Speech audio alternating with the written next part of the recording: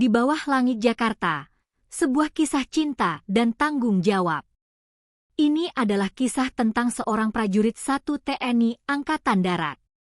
Saat sedang cuti, ia menyelamatkan seorang gadis berambut pirang dari bahaya, jatuh cinta padanya, dan membuatnya hamil saat ia masih aktif bertugas.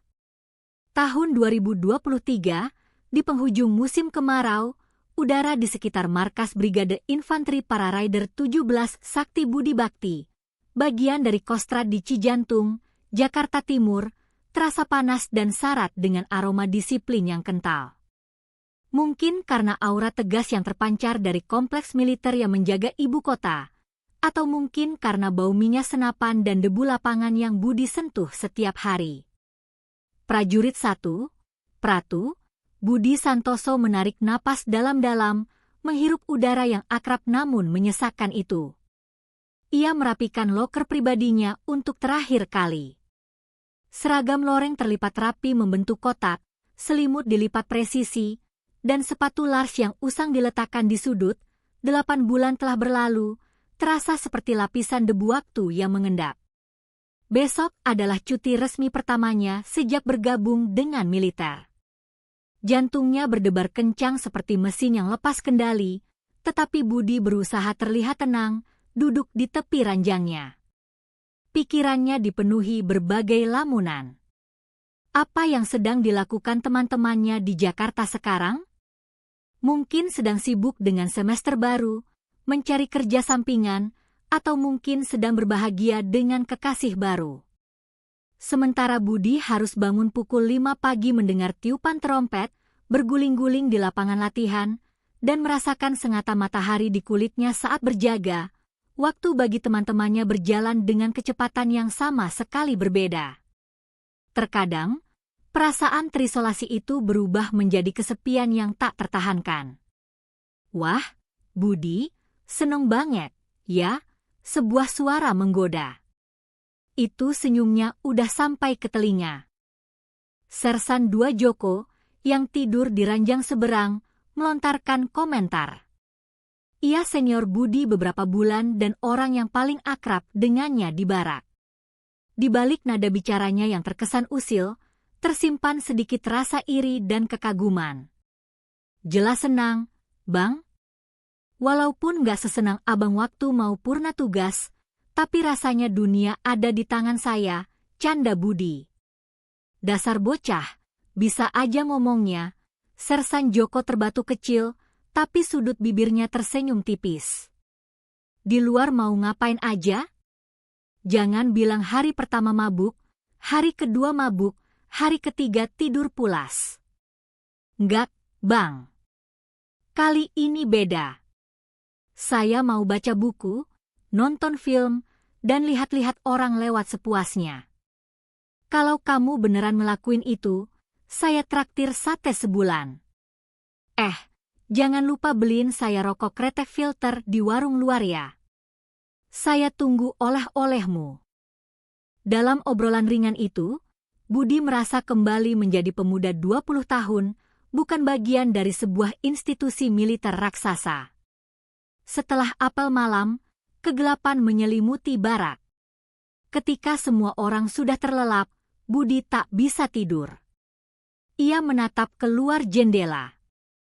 Di luar hanya ada malam yang pekat dan bintang-bintang yang berkelip terang, pemandangan yang tak pernah bisa ia lihat di tengah polusi cahaya Jakarta. Di bawah bintang-bintang itu, di suatu tempat, ada semua yang ia rindukan, keluarga, teman, dan kebebasan. Ia memejamkan mata, membayangkan aroma Jakarta. Bau khas ganggang sempit yang lembab, aroma harum sate ayam dan nasi goreng dari pedagang kaki lima, serta udara yang bercampur dengan hiruk pikuk manusia, semuanya terasa begitu dirindukan. 9 malam 10 hari. Ia tidak tahu apa makna dari waktu yang singkat itu baginya. Ia hanya ingin segera lepas dari ruang yang kaku ini, menuju tempat yang memiliki kehangatan manusia. Keesokan paginya, Budi bangun sebelum fajar, bersemangat seperti anak kecil yang akan pergi piknik. Langkahnya keluar dari gerbang pos penjagaan terasa ringan seperti melayang di atas awan. Saat ia menaiki bus Transjakarta menuju pusat kota, barulah perasaan realitas menghampirinya. Pemandangan yang melesat di luar jendela bukan lagi lapangan latihan yang harus ia taklukkan, melainkan potret kehidupan Jakarta yang dinamis.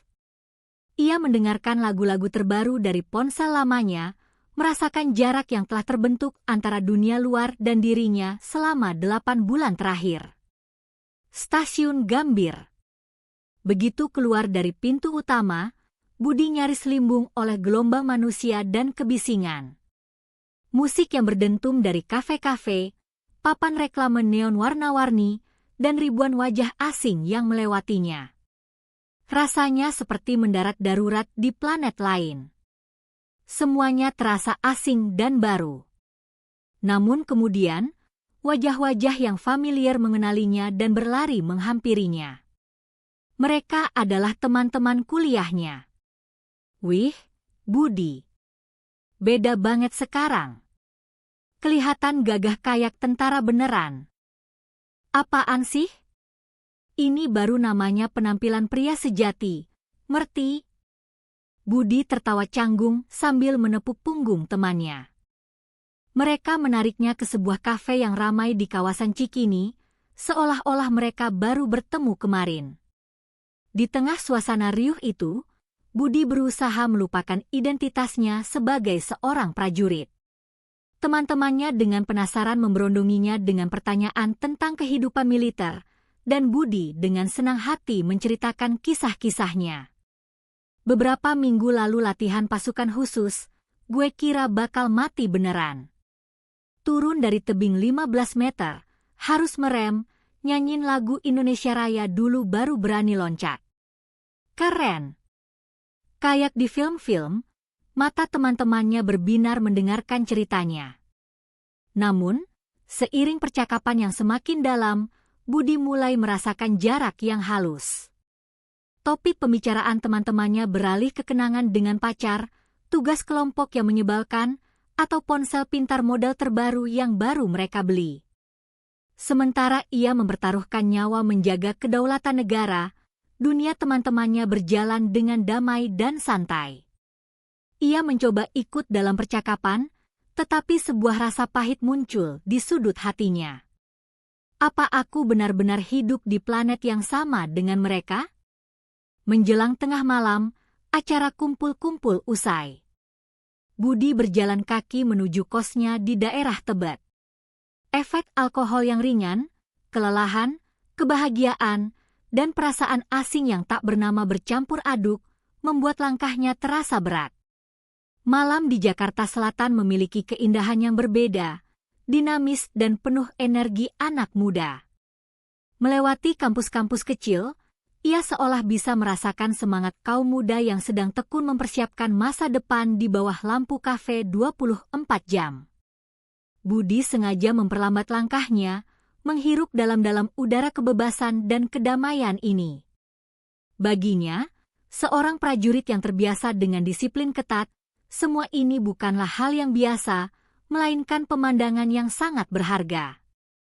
Ia merasa kesepian. Di tengah keramaian, ia adalah orang asing yang paling kentara. Saat itulah ia berbelok ke sebuah gang sempit, jalan pintas menuju kosnya, sebuah labirin rumah-rumah petak dan kos-kosan. Bahkan lampu jalan pun remang-remang. Sebuah aura kekerasan, berbeda dari pemabuk biasa, membuat Budi menghentikan langkahnya. Semua inderanya waspada. Di sudut gang dekat tempat pembuangan sampah, seorang pria berbadan besar sedang menekan seorang perempuan ke dinding. Tangannya mencengkeram lengan perempuan itu dengan kasar, mulutnya melontarkan kata-kata kotor, sementara si gadis, dengan rambut pirang yang mencolok, meronta putus asa. Namun, perbedaan kekuatan mereka terlalu besar. "Tolong, lepaskan saya. Tolong!" Jeritan putus asa gadis itu menggema sesaat di gang sempit sebelum lenyap. Seketika, efek alkohol yang menyenangkan di tubuh Budi membeku. Jantungnya berdebar kencang, tapi itu bukan rasa takut. Di kepalanya, misi seorang prajurit yang tak terhitung sering ia pekikan di lapangan latihan, melintas seperti kilat. TNI bertugas melindungi segenap bangsa dan seluruh tumpah darah Indonesia. Itu bukan sekadar kalimat mati di atas kertas. Saat ini, perempuan di hadapannya adalah rakyat. Tidak ada alasan untuk ragu. "Hei, Anda sedang apa?" Suara Budi tenang, namun penuh dengan ketegasan baja. Udara di gang itu seolah membeku. Pria itu menoleh dengan kesal, matanya merah karena alkohol dan nafsu. Ia memindai Budi dari ujung rambut cepaknya hingga postur tubuhnya yang tegap. Pria ini adalah Agung Wijoyo, seorang preman yang sering membuat onar di lingkungan itu. "Siapa lu, bocah? Tentara cuti aja belagu." Agung menyeringai, melangkah maju dengan mengancam. Bau alkohol dari mulutnya sangat menyengat. "Saya bilang baik-baik, lepaskan dia." Dia tidak mau. "Nggak mau apanya? Lu nggak lihat dia keenakan sampai gemeteran? Ini bukan urusan lu. Pergi sana kalau nggak mau bonyok." Agung tidak melepaskan gadis itu, sementara tangan satunya mencoba meraih kerah baju Budi. Saat itu juga, tubuh Budi bereaksi secara naluriah. Bela diri militer yang telah ditempa dalam dirinya, sebuah teknik yang menggunakan kekuatan lawan untuk melumpuhkannya dengan gerakan minimal. Ia menyambar pergelangan tangan Agung, secara bersamaan merendahkan tubuhnya dan memutar badan. "Aarg!" Agung berteriak kesakitan saat lengannya dipelintir secara tiba-tiba. Tanpa ragu, Budi memelintir lengan Agung ke belakang punggungnya dan membantingnya ke tanah. Prinsip yang selalu ditekankan pelatihnya, lumpuhkan lawan, tapi jangan timbulkan cedera yang tidak perlu. Budi mengunci sendi-sendi Agung dengan presisi. Agung mencoba meronta, tapi ia tak bisa melawan kekuatan Budi yang setiap hari ditempa di medan latihan yang keras. Baru saat itulah, orang-orang yang lewat menyadari keseriusan situasi dan mulai berkerumun. Kilatan lampu dari kamera ponsel menyala, dan terdengar seseorang berteriak, "Panggil polisi." Beberapa saat kemudian, sirene meraung-raung dan sebuah mobil patroli polisi tiba. Sementara polisi mengamankan Agung, Budi akhirnya bisa bernapas lega. Ia menoleh ke arah gadis berambut pirang yang terduduk di tanah, gemetar ketakutan.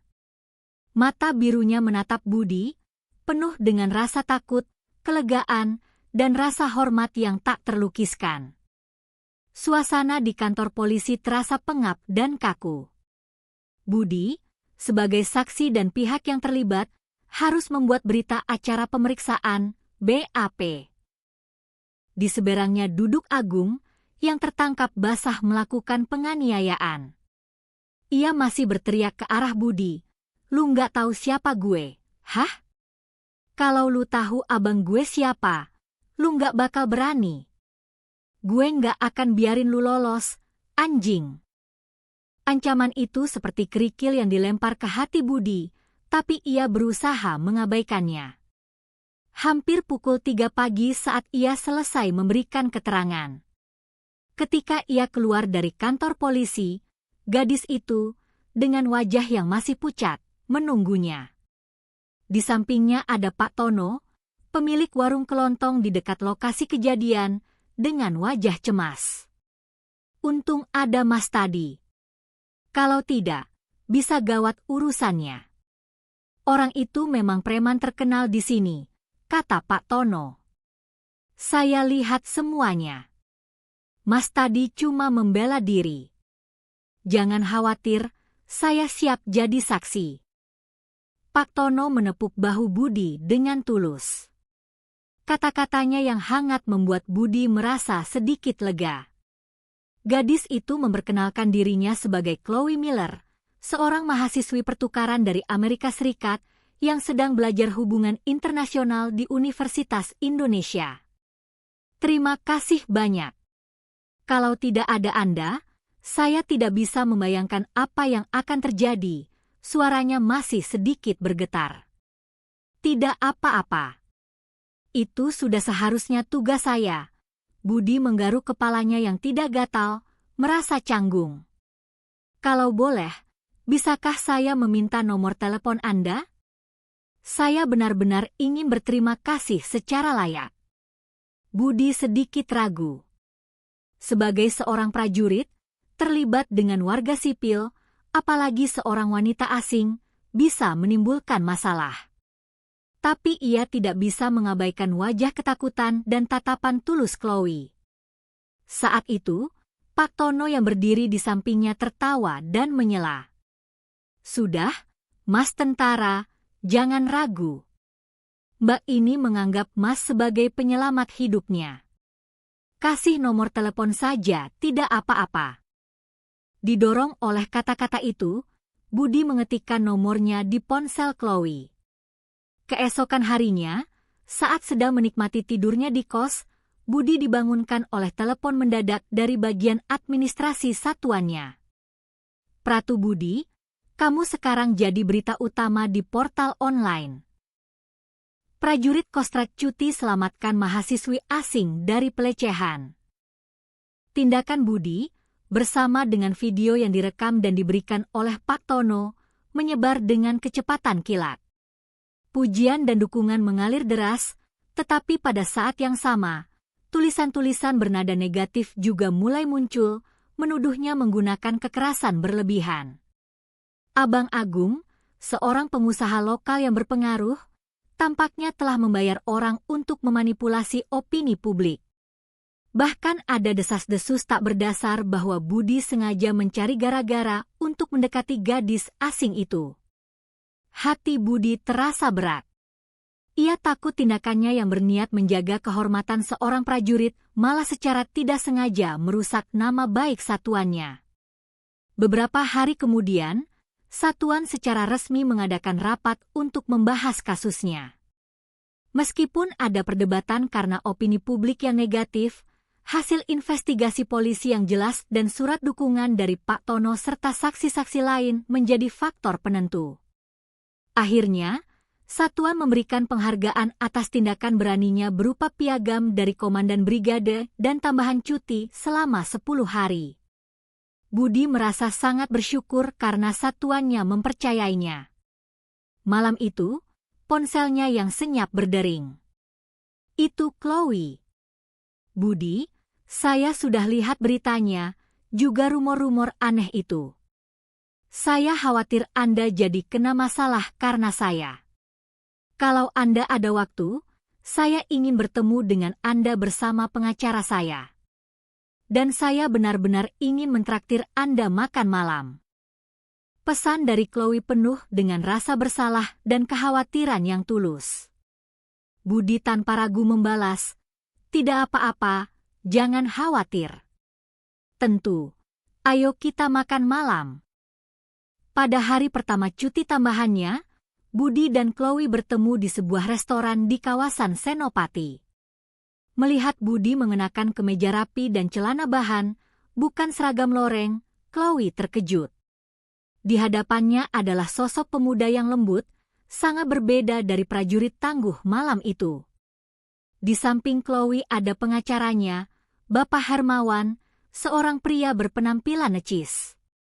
Mas Budi, ini Pak Hermawan. Beliau penasihat hukum dari universitas saya, jelas Chloe. Pak Hermawan menyapa Budi dengan sopan dan menjelaskan situasi hukumnya. Pihak Agung mencoba memutarbalikkan fakta seolah-olah itu adalah perkelahian dua arah untuk menuntut ganti rugi.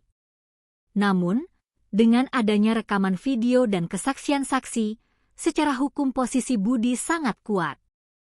Ia menenangkan Budi dan berjanji firma hukumnya akan memberikan dukungan penuh untuk mencegah masalah di kemudian hari. Budi akhirnya bisa melepaskan beban berat di hatinya. Setelah pengacara pergi, hanya tinggal mereka berdua di restoran. keheningan canggung dengan cepat berlalu, dan mereka merasakan ketertarikan yang aneh satu sama lain. Selama sisa hari-hari cutinya, mereka menjadi pasangan yang menjelajahi setiap sudut Jakarta bersama. Ciuman pertama mereka terjadi di sebuah rooftop cafe yang menghadap Bundaran HI dengan latar gemerlap lampu kota. Mereka bergandengan tangan menyusuri jalanan tua di kota tua, membayangkan masa depan bersama. Suatu hari, Budi mengajak Chloe ke sebuah warung sate di pinggir jalan. Ia dengan fasih memesan sate ayam dan gado-gado, bercandaria dengan para pedagang. Chloe menatapnya dengan mata berbinar penuh kekaguman. Kamu seorang tentara, tapi sangat mudah bergaul dengan semua orang. Aku terkejut. Tentara kan juga manusia. Di barak, banyak teman yang lebih lucu dari saya. Budi tertawa, mengambil sepotong sate untuk diletakkan di piring Chloe. Di tengah hiruk-pikuk warung, mereka tertawa lepas seperti pasangan biasa, perlahan-lahan menyatu. Di hari lain, Chloe memperkenalkan sahabatnya, Sarah, seorang mahasiswi pertukaran dari jurusan yang sama. Sarah, gadis yang ceria dan blak-blakan, awalnya menatap Budi dengan waspada. Chloe, kamu yakin Cok ini baik-baik saja? Dia tentara, loh. Kedengarannya kaku dan menyeramkan, bisik Sarah pada Chloe saat Budi sedang pergi sebentar. Chloe tersenyum. Sama sekali tidak, Sarah. Budi adalah orang paling hangat dan kuat yang pernah aku temui. Budi samar-samar bisa menebak percakapan mereka, tapi ia hanya diam-diam menuangkan air ke gelas Sarah dan tersenyum. Malam itu, dalam perjalanan pulang, Sarah berkata pada Budi, "Oke, Chloe kami serahkan padamu. Tapi kalau kamu sampai membuatnya menangis, awas saja." Peringatan terus terang itu membuat Budi dan Chloe tertawa bersama. Hari terakhir cuti, peron stasiun Gambir dipenuhi suasana perpisahan. Jaga diri baik-baik ya, Budi. Kalau ada apa-apa, harus telepon aku, mata Chloe sudah memerah. Jangan khawatir. Sebentar lagi aku naik pangkat jadi prajurit kepala, waktu akan cepat berlalu. Kamu juga jangan sok kuat, kalau lelah bilang saja lelah. Budi berusaha tersenyum untuk menenangkannya. Tepat sebelum naik kereta, ia menarik Chloe ke dalam pelukannya. Itu adalah ciuman janji, penuh kerinduan dan kesedihan, menjembatani 10 hari yang indah di Jakarta dan penantian yang tak berujung. Kembali kesatuan, kehidupan Budi tetap sama, tetapi dunianya telah berubah total. Latihan keras terus berlanjut, tapi kini ia punya tujuan yang jelas, seseorang untuk dilindungi. 10 menit waktu menelepon setelah apel malam adalah momen paling berharga dalam sehari. Suara Chloe di seberang telepon adalah satu-satunya cahaya dalam kehidupan militer yang keras, benang kehidupan yang menghubungkannya dengan dunia luar. Namun kebahagiaan itu tidak berlangsung lama. Sekitar sebulan kemudian, Budi merasakan perubahan halus dalam suara Chloe. Ia lebih mudah lelah dan terkadang menjadi sangat emosional tanpa alasan. Budi hanya berpikir Chloe sedih karena jarak di antara mereka. Sementara itu, Chloe sudah menyadari perubahan pada tubuhnya. Siklus menstruasinya yang selalu teratur berhenti. Setiap pagi ia merasa mual. Sebuah pikiran melintas di benaknya, tidak mungkin. Dengan rasa takut, ia pergi ke apotek sendirian untuk membeli alat tes kehamilan. Tatapan acuh tak acuh apoteker membuatnya tak berani mengangkat kepala. Di kamar mandi kosnya yang sempit, dengan tangan gemetar, ia memeriksa hasilnya. 2 garis merah muncul dengan jelas. Dunia Chloe seakan berhenti berputar. Ia tidak tidur berhari-hari. Bagaimana ia harus memberitahu Budi? Ia tidak bisa meletakkan beban ini di pundak seorang prajurit yang sedang aktif bertugas. Tapi menanggungnya sendirian terlalu berat. Ketika ia curhat pada Sarah, Sarah memeluknya erat dan ikut menangis. "Chloe, tidak apa-apa.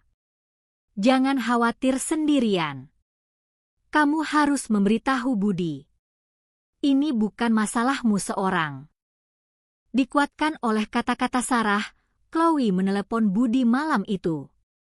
Suaranya bergetar tidak seperti biasanya. "Budi, ada hal penting yang mau aku sampaikan."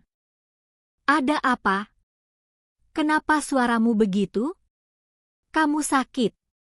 Mendengar suara lembut Budi, pertahanan Chloe runtuh. Ia menangis tersedu-sedu. Aku rasa aku hamil."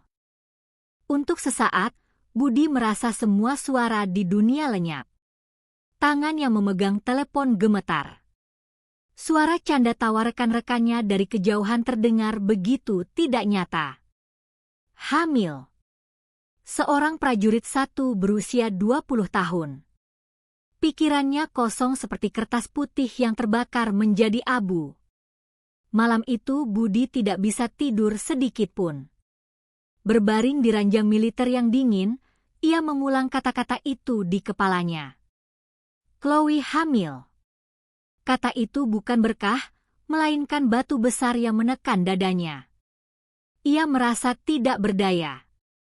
Ia seorang prajurit yang tidak bisa langsung berlari ke sisinya, seorang pemuda 20 tahun yang belum punya apa-apa. Dua kata, tanggung jawab, mencekik lehernya. Selama beberapa hari, Budi hidup seperti mayat hidup. Ia tidak fokus saat latihan, sering ditegur atasannya, dan tidak nafsu makan. Sersan II Joko adalah orang pertama yang menyadari perubahannya. "Bud, kamu kenapa? Mukamu pucat begitu." Budi tidak bisa menceritakannya. Saat itu, sebuah tangan yang kokoh menepuk bahunya. Itu adalah Sersan Mayor Hartono, bintara senior yang disegani di Kompi. "Pratu Budi, ikut saya." Di kantor Sersan Mayor Hartono, ia memberikan secangkir kopi panas pada Budi dan mendengarkan ceritanya dalam diam. Setelah puluhan tahun di militer dan menjadi sosok ayah bagi banyak prajurit muda, ia menghela napas panjang setelah Budi selesai bercerita. "Kamu ini bikin masalah besar. Sekarang, rencanamu apa?" Pertanyaannya bukan sekadar teguran. Itu adalah pertanyaan yang menguji kemauan Budi, pertanyaan tentang tekad seorang laki-laki. "Saya akan bertanggung jawab, Komandan. Saya akan mempertaruhkan seluruh hidup saya untuk bertanggung jawab." Itu adalah janji pertama yang jelas dan kokoh yang Budi ucapkan pada dirinya sendiri dan pada dunia. Cinta, naluri untuk melindungi Chloe, dan kehidupan kecil di dalam rahimnya memberikan kekuatan pada suaranya, menyingkirkan kabut ketidakberdayaan dan ketakutan. Sersan Mayor Hartono menatap mata Budi lekat-lekat, lalu langsung melapor kepada Komandan Kompi. Awalnya, Komandan sangat marah, tetapi setelah diyakinkan oleh Sersan Mayor Hartono dan melihat tekad Budi, ia menyetujui izin luar biasa selama 3 hari. "Ini bukan lagi masalah kedinasan, ini masalah seumur hidupmu. Jangan lari, hadapi." Itulah rasa hormat minimal untuk wanita yang telah kamu selamatkan dan untuk kehormatan seorang prajurit. Begitu mendapat izin, Budi langsung menuju Tebet, tempat Chloe tinggal. Bertemu kembali setelah sebulan, Chloe terlihat lebih kurus. Mereka tidak berkata apa-apa, hanya berpelukan erat dan menangis. Malam itu, Budi menyampaikan keputusannya. "Kita lahirkan anak ini. Dan kita menikah." Dalam tatapan Budi yang tak tergoyahkan dan suaranya yang tegas, Chloe melihat secercah harapan. Mungkin di ujung terowongan gelap ini ada jalan keluar. Ia memutuskan untuk percaya padanya. ia memutuskan untuk berjalan di jalan ini bersamanya.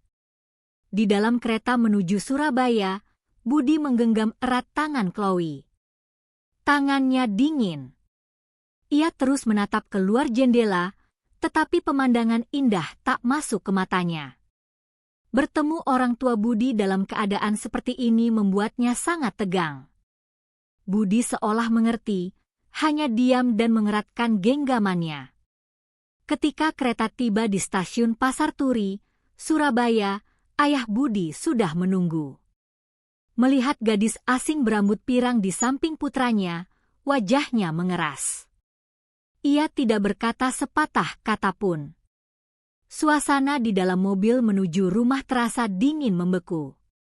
Sesampainya di rumah, ibunya gembira melihat kepulangan putranya yang tiba-tiba, tetapi tidak bisa menyembunyikan kebingungannya melihat kehadiran Chloe.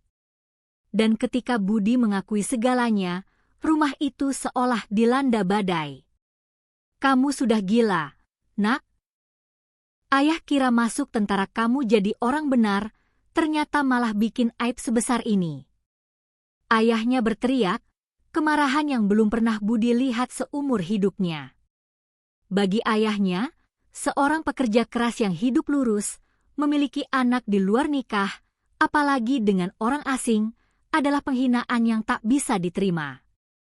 "Pergi dari hadapan ayah. Ayah tidak punya anak sepertimu." Ibunya terduduk lemas, hanya bisa menangis. Malam itu, Budi tidur di sofa ruang tamu.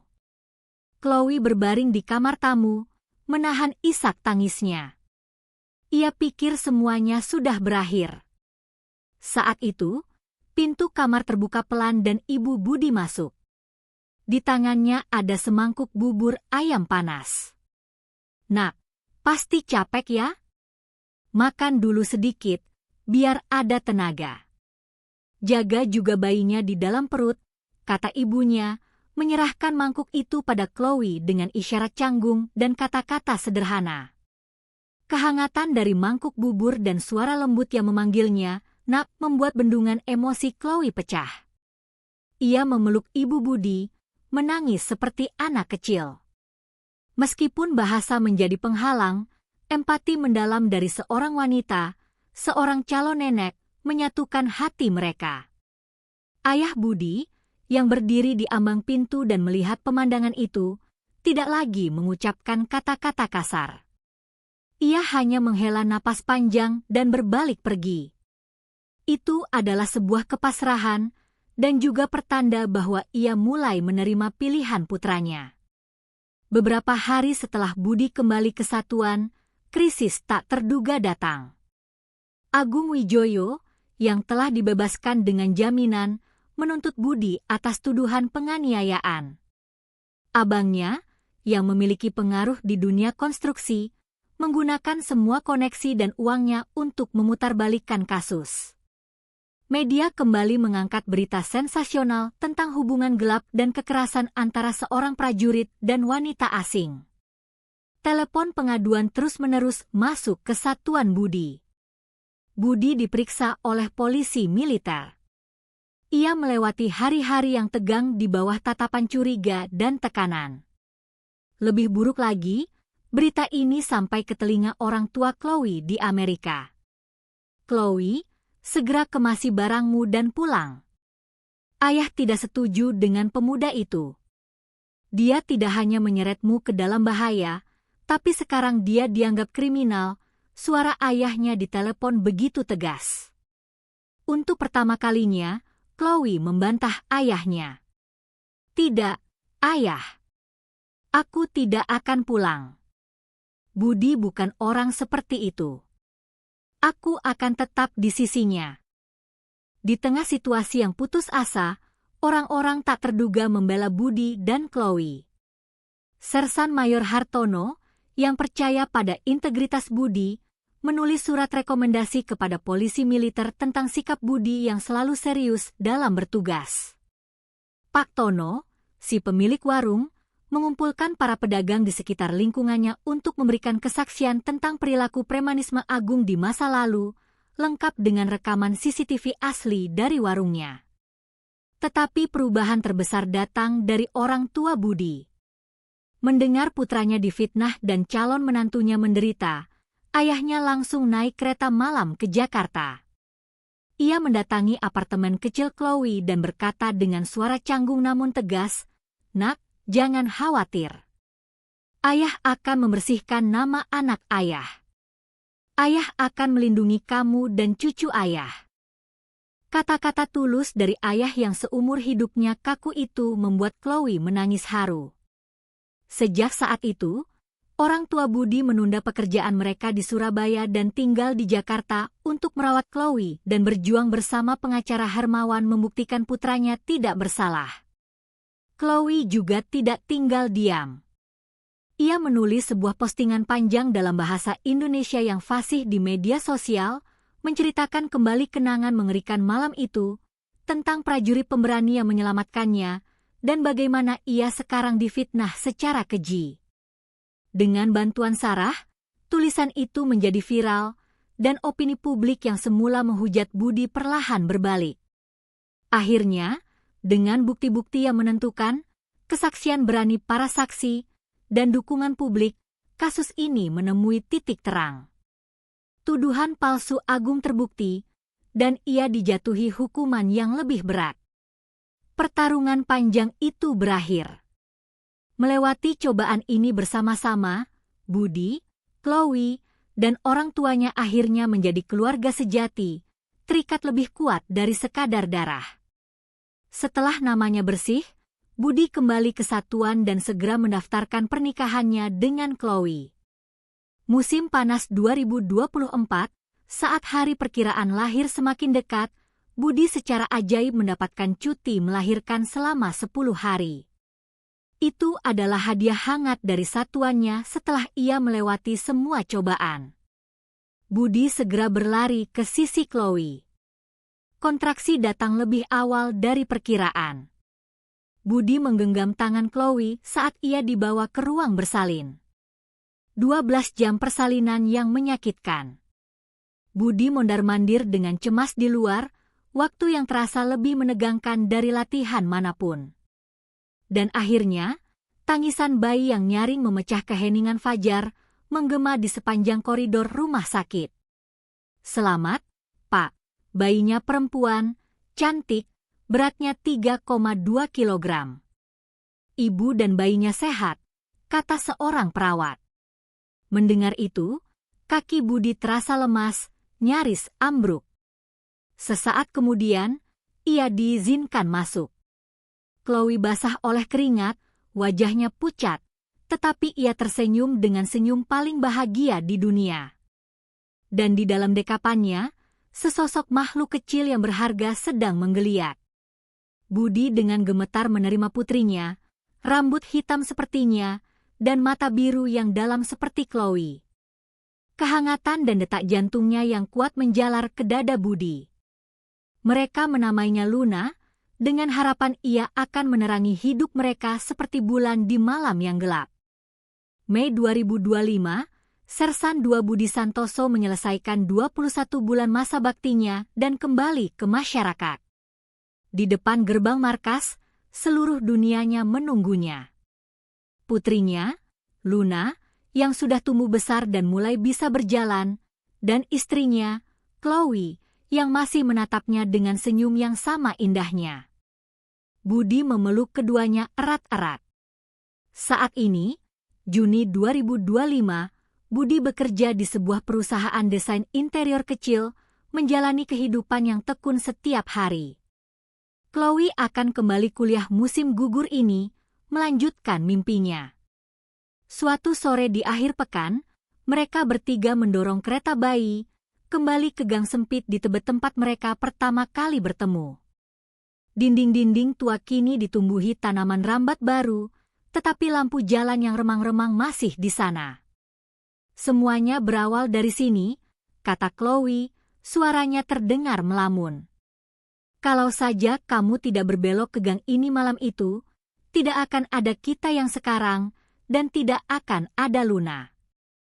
Budi merangkul bahu Chloe, tangan satunya memegang kereta bayi. Di dadanya, menggantikan seragam loreng, kini ada alasan untuk hidup, sebuah mahkota tanpa hiasan yang bersinar lebih terang dari medali apapun di dunia, istri dan putrinya.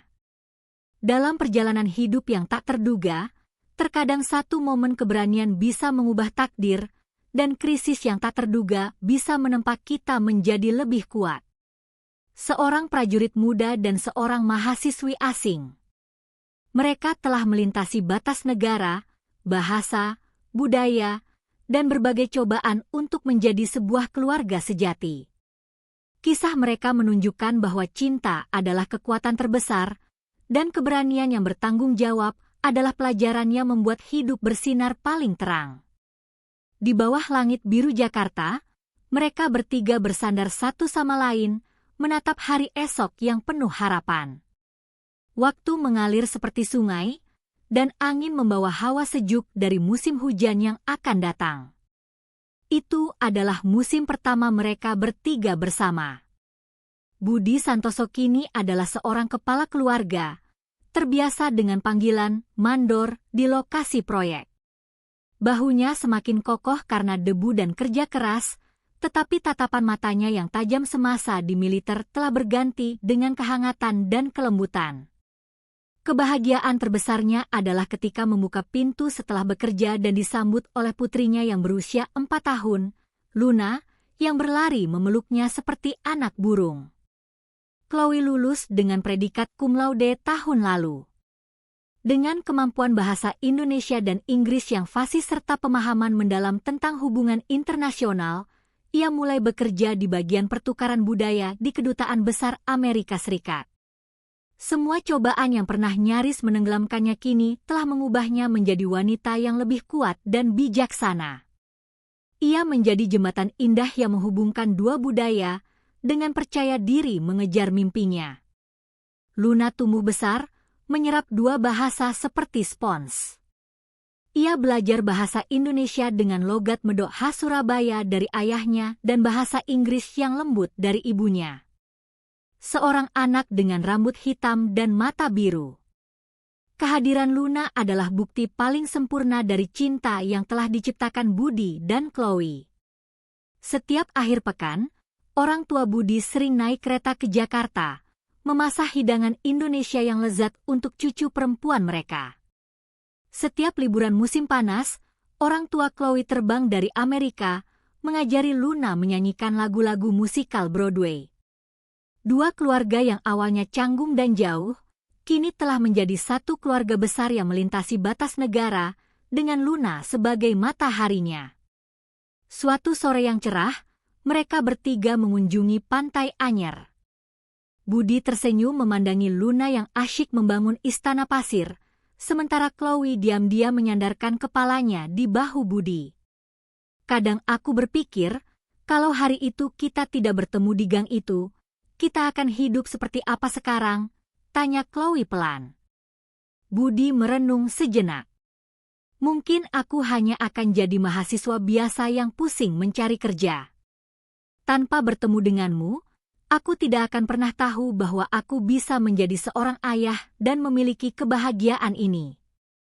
Ia dengan lembut menggenggam tangan Chloe, telapak tangannya yang kasar dan kapalan menyimpan kehangatan terhangat di dunia. Aku juga, balas Chloe. Mungkin aku akan pulang ke Amerika dengan kenangan menakutkan tentang Indonesia dan tidak akan pernah kembali. Tanpa bertemu denganmu, aku tidak akan pernah tahu kekuatan cinta yang sebenarnya dan betapa berharganya keluarga yang lahir dari kesulitan. Mereka saling menatap dalam diam. Di mata mereka, semua cobaan, kebahagiaan, rasa syukur, dan cinta dari tahun-tahun yang telah berlalu mengalir seperti sungai. Mereka telah memahami bahwa takdir terkadang datang seperti ombak besar, tetapi bagi mereka yang melewatinya bersama, ia akan memberikan daratan yang paling kokoh. Di kejauhan, matahari terbenam yang merah menyentuh cakrawala. Istana pasir Luna hancur diterjang ombak, tetapi ia tidak menangis. Sebaliknya, ia berlari dan memeluk kedua orang tuanya. Seorang anak yang secara naluriah tahu bahwa meskipun istana runtuh, hal yang lebih berharga akan selalu ada di sisinya. Budi dan Chloe memeluk putri mereka erat-erat, 3 jantung berdetak dalam satu irama. Kisah mereka tidak akan berakhir di sini. Akan ada banyak musim yang berganti dan cobaan tak terduga mungkin akan datang lagi. Tapi mereka tidak lagi takut. Selama mereka bergandengan tangan, mereka akan selalu melewatinya bersama, menjadi lebih kuat, dan saling mencintai lebih dalam. Itulah sejarah cinta tak berkesudahan yang ditulis bersama oleh seorang prajurit pemberani berusia 20 tahun dan seorang mahasiswi yang gemetar ketakutan. Di bawah cahaya senja di tepi laut, mereka bertiga bersinar dalam kebahagiaan, seperti sebuah lukisan.